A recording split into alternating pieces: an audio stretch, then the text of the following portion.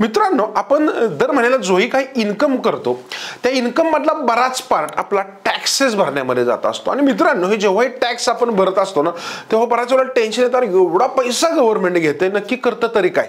मित्रांनो, काळजी करू नका। आज मी तुम्हाला अशा काही गोष्टी सांगणार आहे, आपल्याकडनं घेतलेल्या पैशाचं गव्हर्नमेंट नक्की डिस्ट्रीब्युशन कसं करतं। प्लस बऱ्याच वेळेला गव्हर्नमेंट काहीतरी स्कीम डिक्लेअर करतं, पण त्या स्कीमवर ऍक्च्युअली त्यांना पैसेच काही वेळी पुरत नाहीत, आणि मग हे का होत असतं। अशा सगळ्या गोष्टी मी तुम्हाला आजच्या व्हिडिओमध्ये इन डेप्थ मध्ये सांगणार आहे। गव्हर्नमेंटचं डिस्ट्रीब्युशन असेल, आणि महत्त्वाची गोष्ट आपल्याला शेवटी काय केलं पाहिजे, अशा सगळ्या गोष्टी तुम्हाला याच्यामधून क्लिअर होतील। इन डेप्थ मध्ये पहा, कारण नॉलेजेबल व्हिडिओ असेल। मित्रांनो, तत्पूर्वी चॅनलला सबस्क्राइब केलं नसेल क्विकली सबस्क्राइब करा, बेल आयकॉनला प्रेस करा, आणि जाता जाता व्हिडिओ आवडला तर प्रत्येकाने लाईक करा विसरू नका। मित्रांनो, जसं प्रत्येक व्यक्ती आपलं घर चालवण्यासाठी आपल्या पैशाचं मॅनेजमेंट करतो, तसंच प्रकारे सरकारला देखील पैशाची गरज असते, आणि त्यांना पण पैसा मॅनेज करावा लागतो याच्यामध्ये। आता मित्रांनो, 2025-26 युनियन बजेटमध्ये भारत सरकारने खूप गोष्टींवर टॅक्स लावला पण, आणि काही गोष्टींचा टॅक्स कमी पण केला, पण या टॅक्स मधून आलेला पैसा गव्हर्नमेंट खालील प्रमाणे डिस्ट्रीब्यूट करतं। मित्रांनो, आपण आता बघूया की गव्हर्नमेंट कशा पद्धतीने पैसा खर्च करतं, आणि आपल्याला पण हे केलं पाहिजे, कारण आपण प्रत्येक जण विचार करतो की आपल्याला पण एक बजेट बनवायचंय स्वतःचं, पण आपण कधीच बनवत नाही।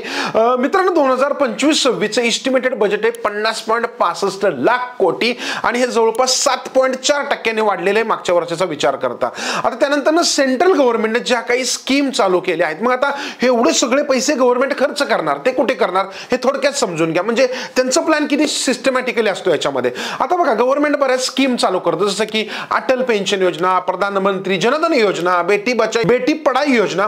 आता यासारख्या पण ज्या पण सेंट्रल गव्हर्नमेंटच्या योजना असतील, यासाठी त्यांना ह्यातले 16% पैसे द्यावे लागतात, बरोबर। आता मित्रांनो, याच्यानंतर पुढचा कन्सेप्ट येतो, पुढचे पैसे राहतात कुठे।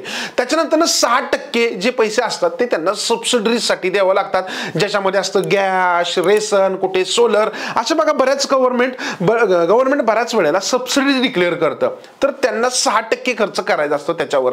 आता मित्रांनो, सगळ्यात महत्त्वाची गोष्ट असते डिफेन्स सेक्टर, बरोबर, ज्याच्यामध्ये आपल्याला बऱ्याच वेळेला परकीय गोष्टींवर अवलंबून राहावं लागतं खरेदी करण्यासाठी शस्त्र असतात, तर याच्यासाठी गव्हर्नमेंट जवळपास 8% पैसा खर्च करतं, म्हणजे डिफेन्ससाठी लागणाऱ्या सोयी सुविधा असतील, त्यांचे इक्विपमेंट असतील, तर त्यांना टोटल ह्या खर्चाच्या 8% तिकडे ते पैसा भरणार आहेत। आता मित्रांनो, हे सगळं झालं याच्यामध्ये। आता साहजिक आहे, सेंट्रल गव्हर्नमेंट पैसा कमवतं, कुठनं कमवतं बरं, तर त्यांना साहजिक उत्पन्न येतं प्रत्येक राज्यांकडून। आता मग भारतातील सर्व राज्यांच्या डेव्हलपमेंटसाठी, इतर कामकाजासाठी 22% अमाऊंट त्यांना द्यावी लागते, तेवढी अमाऊंट त्यांना अलॉट करून द्यावी लागते।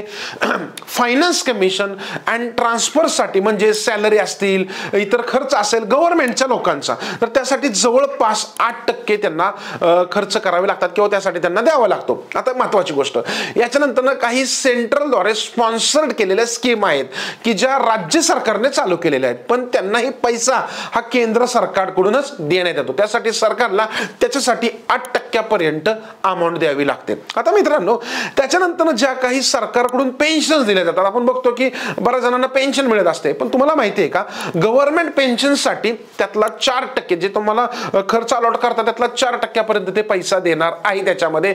आणि सगळ्यात महत्त्वाची गोष्ट, यानंतर सगळ्यात जो काही सरकारचा उर्वरित खर्च आहे, म्हणजे अदर एक्सपेन्सेस असतात, किरकोळ खर्च असतील, त्याच्यासाठी त्यांना, म्हणजे त्याला आपण मिसलेनियस एक्सपेन्सेस असा वर्ड असतो बघा, त्याच्यामध्ये 8% पर्यंत त्यांना त्याच्यामध्ये अमाऊंट द्यावी लागते याच्यामध्ये। मग मित्रांनो, विचार करा, एवढं सगळं कॅल्क्युलेशन केलं तर जवळपास 80% अमाऊंट गव्हर्नमेंट इकडे तिकडे खर्च करतंय। मग तुम्हाला प्रश्न पडला असेल, अरे मग राहिलेले 20% करतायत काय, त्यात काय झोल नाही ना, काळजी करू नका, सांगतो। आता तुम्हाला जो हा प्रश्न पडला, तर जवळपास हा 20% आहे ना, तर तो भारत सरकारला सर्वात जास्त पैसा हा द्यावा लागतो इंटरेस्ट भरण्यासाठी। कारण का, तुम्ही बघत असाल, समजा बुलेट ट्रेन आपला अहमदाबाद ते मुंबई मोठा प्रोजेक्ट चालू आहे, किंवा असे बरेच प्रोजेक्ट भारतामध्ये चालू असतात, आणि सगळ्याच प्रोजेक्टला भारताच्याकडे स्वतःचा पैसा नसतो। बऱ्याच वेळेला पैसा वर्ल्ड बँक असेल किंवा इतर काही गोष्टी असतात, जगामधल्या मोठ्या वित्तीय बँका ह्यांच्याकडून घेतले जातात, आणि त्यांच्याकडून पैसे घेतात, काय फुकट कोण देणार नाहीये, तिथे भरावं लागतं व्याज किंवा इंटरेस्ट, तर ती अमाऊंट त्यांना 20% मध्येच मॅनेज करावी लागते। तेवढेच कर्ज ते घेतील जेवढे 20% मधून ते हप्ते भरू शकतात। ओके, तर मित्रांनो, ही होती नॉर्मली गोष्ट की त्यांना किती पैसा भरावा लागतो याच्यासाठी।